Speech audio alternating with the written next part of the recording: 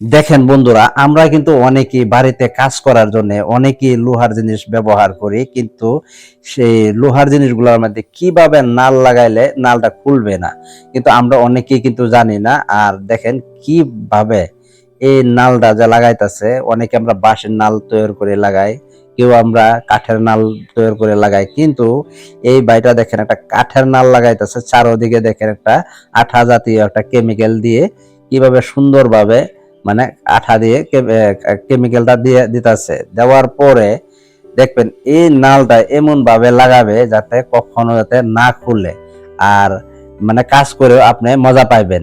দেখেন কি সুন্দর ভাবে নালটা লাগাইছে, লাগানোর পরে এটাকে এমন ভাবে হাতুড়ি দিয়ে টাইট করছে যাতে এটা কখনো যাতে না খুলে। আপনারা কিন্তু অনেকেই বাড়ির মধ্যে কিন্তু নাল লাগান, কিন্তু বারবার খুলে যায়। আর এই বাইটা দেখেন কিভাবে লাগাচ্ছে।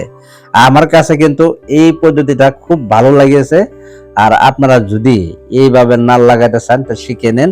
আর ভিডিওটা যদি আপনাদের ভালো লেগে থাকে অবশ্যই লাইক করে শেয়ার করে দিবেন।